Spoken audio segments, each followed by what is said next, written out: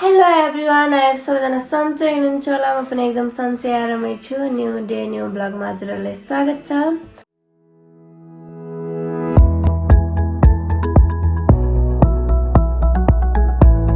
आज चाहिँ शनिबार।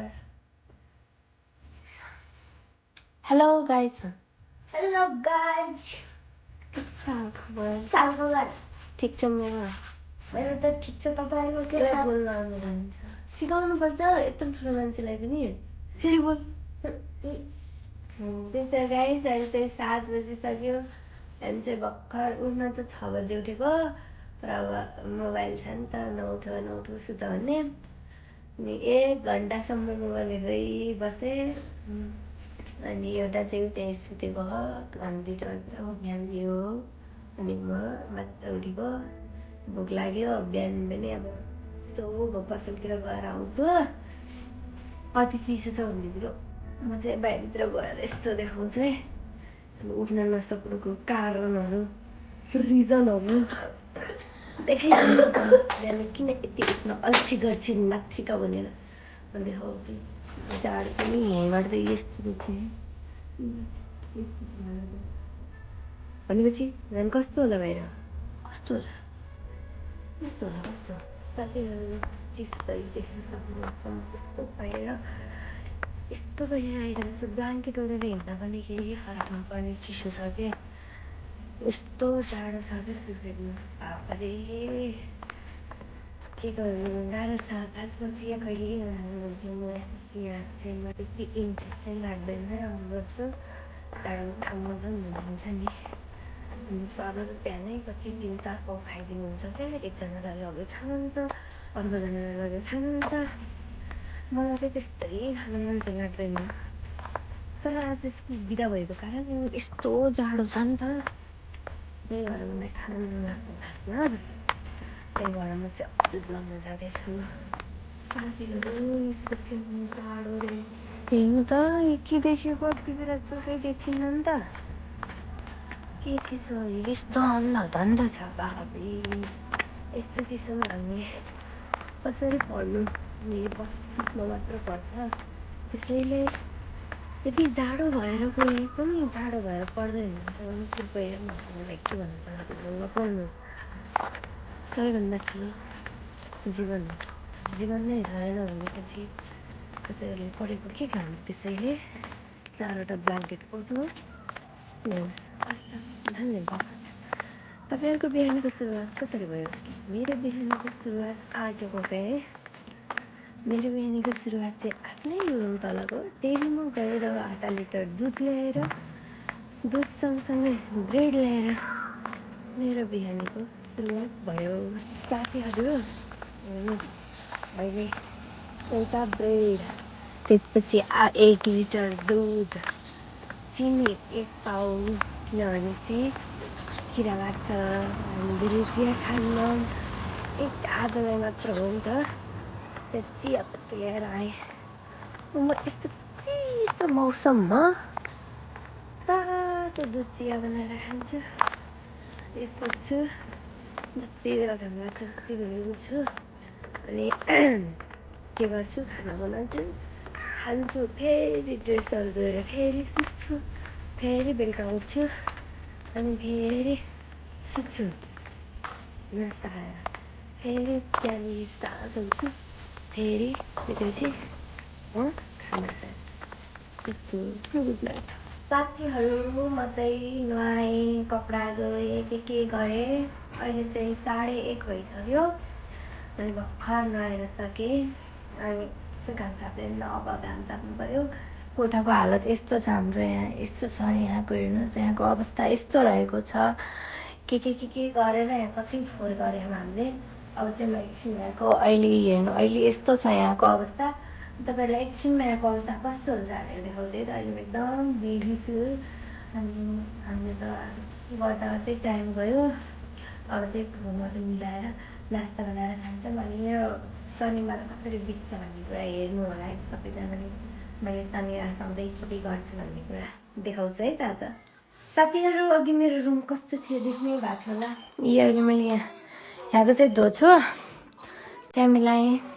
यता यिनीहरू सुत्ने त्यस्तै हो नि यहाँ रोटी हाल्नला म चाहिँ पानीपुरी बनाउन फरक फरक नास्ता छ हाम्रो के गर्नु यहाँ कोही रोटी खान्छन् कोही के खान्छन् गाह्रो छ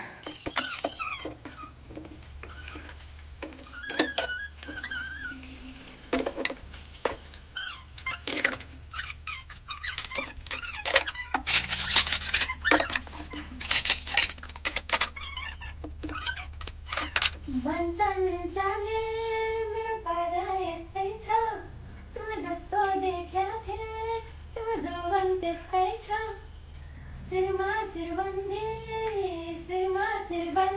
मेरो मायालाई उपहार छड्के गलबन्दी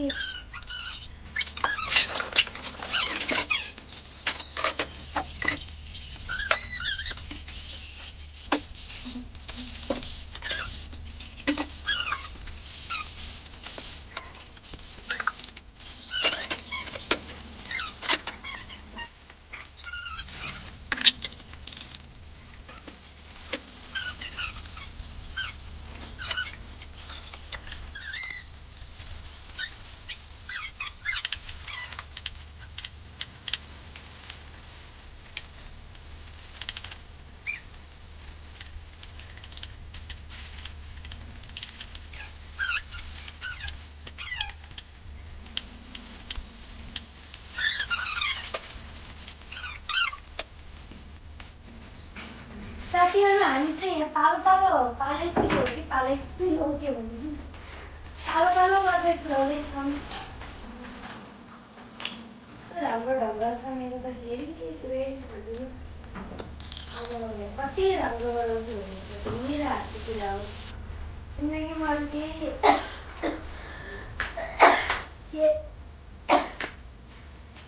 केही चिज नलाग्यो भने चाहिँ पानीपुरी व्यापार गर्नुपर्छ म सोचिरहेको छु बिजनेस गर्छु एउटाले त अघि प्याज धनियाँ बन्दा ल्याएर भनेको बन्दा कत्रो ल्याउनु टाउकोभन्दा ठुलो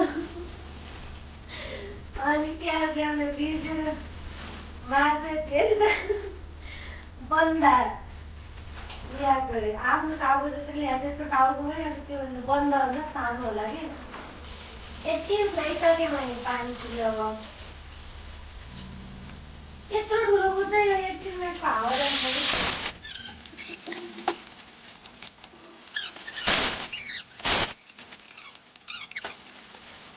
त्यस्तो तेलमा चाहिँ बनाउँदाखेरि यताको पानी आउने रहेछ भने अनि कस्तो गरम हुन्छ क्या उता गरिन्छ अनि गइपऱ्यो मेरोबाट कति बेला छिटो गर्छ आज हामी के बनाएर खुवाइछौँ भन्नु त पानीपुरी के बनाएर पानीपुरी पानीपुरी खाए यस्तो धेरै आएर यस्तो लाग्छ नि कराई कस्तो ओ हाम्रो पानीपुरी चाहिँ यति भयो हेर्न सक्नुहुन्छ अनि आज यति पानीपुरी कम भयो नि यो तातो कम लाग्यो यो पानीपुरी चाहिँ रेडी भयो अब चाहिँ यसको पानी बनाउनुपर्छ त्यसपछि लगेर चाहिँ बन्दा काट्नु छ आलु छिटो लाग्दै छ साथीहरू देख्न सक्नुहुन्छ हजुरहरूले उहाँ चाहिँ त्यो पर पानीपुरी हुने बित्तिकै यता रोटी केटो रोटी लबर त्यस्तै हो आज म चाहिँ होइन खासमा कि भोक लागेर नि तर यति ज्ञानी भएर यहाँ यस्तो मजाले बनाउन थिएँ यो चाहिँ हाम्रो कोठाको एउटा कुकुर काम्न लागेको तिन चाहिँ यसको साथी तिम्रो नाम के हो भाइ भन्थ्यौ त आदर्श के खत्री खत्री तिम्रो घर कहाँ हो मेरो घरमा त्यहाँ मात्रै तिमी कतिमा पढ्छौ कुन स्कुल शिवतारा बोर्डिङ स्कुल ए हो तिमीले सबभन्दा सजिलो सब्जेक्ट कुन हो सबभन्दा सजिलो सब्जेक्ट साइन्स साइन्स सजिलो लाग्छ what is science science is the knowledge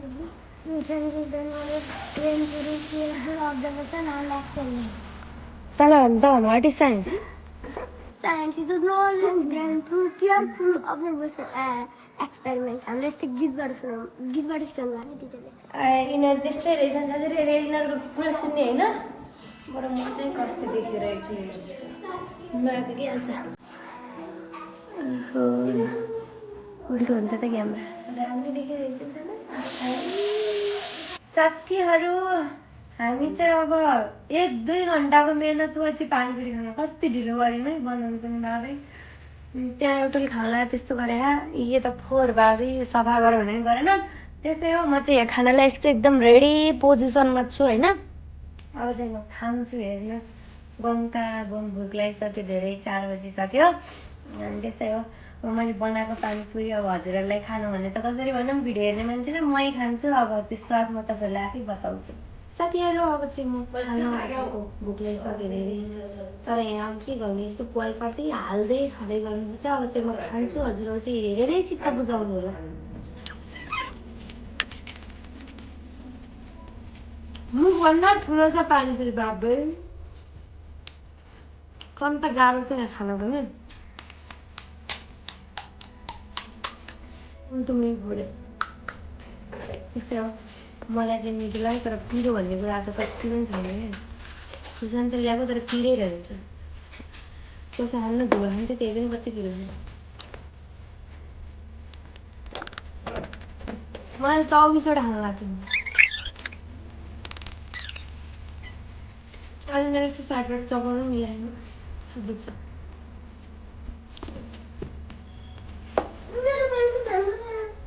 राम्रो चाहिँ खानालाई राम्रो पनि चाहिन्छ आज हल्का फिरो त्यहाँ होइन त्यति चिसो थियो त्यहीमा राख्दा है कस्तो भनेपछि त्यो सोचेर अनि सानो सानो भएको क्या पानी ल्याउनु गिरिस अनि दिवालीमा चाहिँ यति कस्तो अगाडि बसेर खान्छ यसो त जित्नको लागि जित्नको लागि जित्नको लागि छिटो छिटो खाएन पनि यति खान्छ अब हामी दुईजनाले कसले धेरै खान्छ म भाग लाउँछ है गाई ध्यान नि हुन्छ है यस्तो सबैको सानो सानो भएको हुन्छ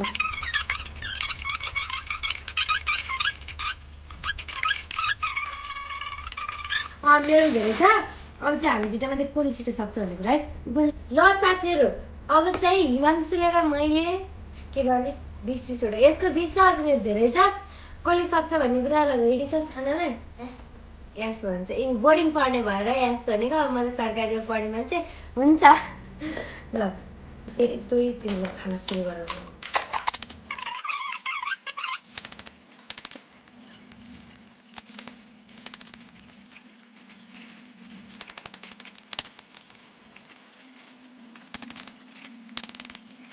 मिठो छ कि नहीं भन्छु साथीहरूले चाहिँ जित्ने गरी खाना मेरो ठुलो भयो नि हो खाना गएको यस्तो सानो कप्पा हाल्दैन नि त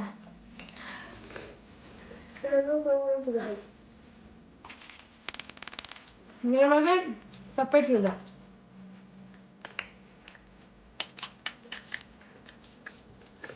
ठुलो पनि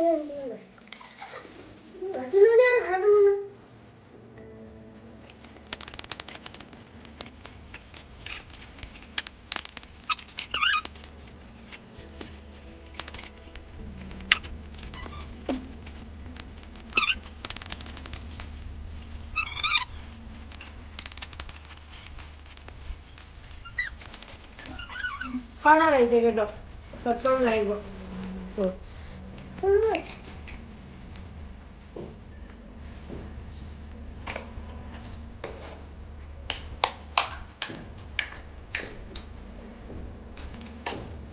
त्यसमा 20वटा थियो एउटा फुटिया आउँछ तँ एउटा जाँदैछ त फेरि फुटिहाल्नु पर्यो एउटा मात्र मैले त्यही भाडा आएको मसँग 30वटा थियो मेरो दसवटा चाहिँ हुनु लाग्यो मैले पनि सकेँ मैले जितेँ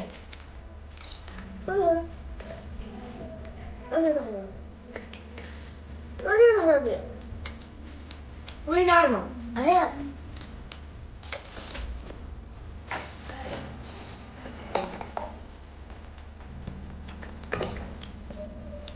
गाडी जित्नलाई मैले जितेँ हो मेरो यस्तो टुटे फुटेकाहरू छन् क्या उनीहरूको भ्यालु छैन मेरो लाइफमा अनि त्यस्तै हो जित्न चाहिँ को जित्यो मैले हुन्छ मैले जितेको चाहिँ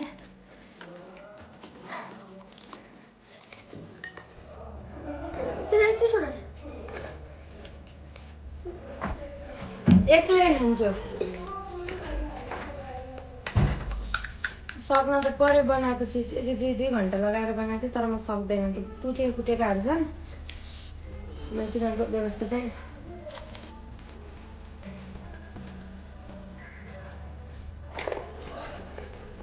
राम्रै तरकारी गर्छ